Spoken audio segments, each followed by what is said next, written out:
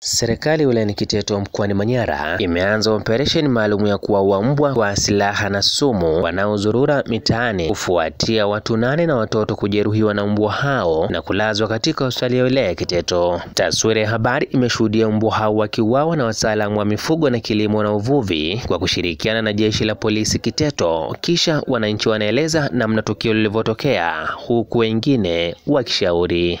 Ni kumetokea habari ya mbwa kuwauma watu na kuleta athari kubwa katika wilaya ya Kiteto. Na jambo la kumshukuru Mungu ni mama ambaye wa mwisho aliyeumwa na mbwa na kumng'ang'ania mbwa huyo mpaka kusababisha kifo cha mbwa huyo. Alijitoa yeye kwa ajili ya wanakiteto wengine. Laiti lisingeuliwa nafikiri lingeleta madhara makubwa zaidi ya watu 8 tunaowaona hapa leo hii. Toa ushauri wangu kwa serikali kwamba basi angalau kuwe kuna ule utaratibu wa mara kwa mara wa kutoa chanjo kwa mifugo. Wasidili na mifugo tu ambayo ni pengine ni ya nyama, kwa maana ya ng'ombe, mbuzi, kondoo, sijui nini. Lakini wako wengine ambao ni hatari kama mbwa, nyau na wengine ambao ni wakali.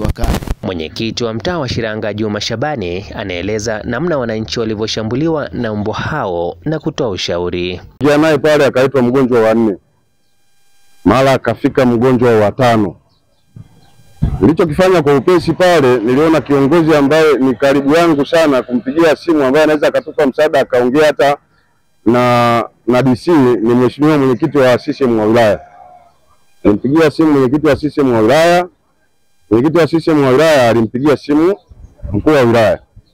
Baada ya kumpigia mkuu wa wilaya ndio baadaye ndio tukapata msaada wa polisi. Mkuu wa idara ya kilimo na uvuvi Kiteto Shukumu Mtuke anaeleza hatua walizochukua mbalimbali ikiwemo kuwaua mbwa hao. Hatua tulizozichukua kwa ajili ya kichaa cha mbwa ambaye kimeonekana kwa jana baada ya watu kushambuliwa na mbwa ambaye anasadikika kuwa na kichaa cha mbwa. Hatua ya kwanza tumeweza kuwabaini yule wa kwanza jana aliuawa, huyo mmoja. Lakini pia tumechukua kuanzia jana hatua ya kuwaua mbwa yoyote ambaye anaizurura, na hata mpaka sasa hivi ndani ya kata hizi za mjini watu wanazunguka kwa ajili ya kuwaua. Kuwa majeruhi wanaendelea na matibabu katika hospitali ya wilaya ya Kiteto na kwamba msemaji mkuu wa hospitali hiyo hakupatikana hadi habari zinaruka mitamboni. Jitihada zinaendelea. Botia Dodoma TV kutoka hapa wilayani Kiteto mkoani Manyara. Mimi ni Kitana Hamisi, Kimvuli cha Jamii.